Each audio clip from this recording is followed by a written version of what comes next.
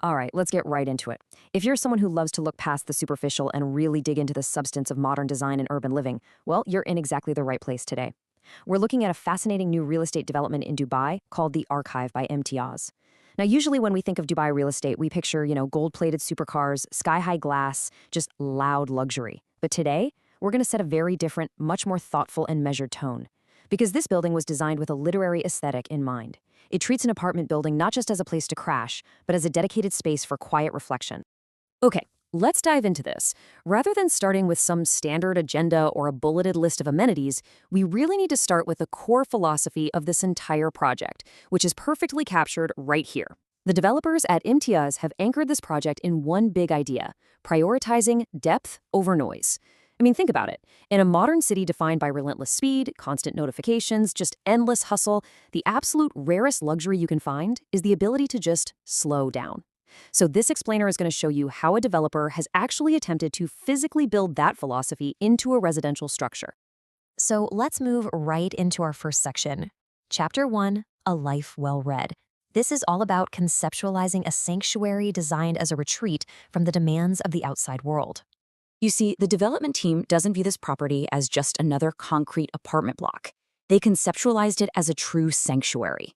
In fact, the source material for the archive reads way more like a philosophical manuscript than a standard property brochure. It heavily leans on themes like the body keeps the mind and a room that reads you back. The design speaks directly to a very specific demographic: design-conscious individuals, readers, and thinkers who are actively seeking intentionality in their living spaces. It's about creating a home that doesn't demand you perform, but rather just invites you to be. But of course, a quiet retreat is really only wonderful if you can actually reach it, which brings us to Chapter 2, the center of everything. The archive is strategically located right in the DLRC. That's the Dubai Land Residence Complex. It's framed perfectly by major arteries, with Sheikh Zayed bin Hamdan Al Nahyan Road on one side and Emirates Road on the other. Plus, there's an upcoming metro station plotted right nearby. And the brochure actually uses a fantastic literary metaphor here, stating that Sheikh Mohammed bin Zayed Road opens at your door like a first chapter. So you get this illusion of total isolation, but with immediate, high-speed access to the rest of the city the literal second you leave your quiet enclave. Now, what's really interesting about this slide is the hard data on commute times, which reveals a truly hyper-connected reality. In just 5 minutes, you can be at Academic City, the Outlet Mall, or Silicon Mall. Give it 10 minutes and you're at IMG World or Global Village. But the numbers that really stand out to me are in that 15 to 20-minute column. I mean, it's only a 15-minute drive to the Mohammed bin Rashid Library, which happens to be the largest library in the region. Wonderfully fitting for a book-themed development, right? And in just 20 minutes, you can be at Dubai International Airport or standing right in front of the Dubai Mall and downtown. So yeah, you are incredibly well connected. All right, let's turn the page to Chapter 3, Built from Books. This is where we look at how those abstract literary concepts physically manifest into the actual architecture. The translation from inspiration to reality here is absolutely fantastic. Take a look at how the imagery of those stacked, vintage, leather-bound books resting on luggage directly informs the physical architectural facade of the building. The striking, rigid, grid-like framework of the exterior, intersected with those warm, glowing balconies, it's a direct visual echo of stacked books on a shelf. It's a highly structural, deeply organized exterior that physically represents a carefully curated library. So this concept isn't just some marketing slogan slapped on at the end, it's structurally baked into the very skeleton of the building. And that incredible design language, it continues the exact moment you walk inside.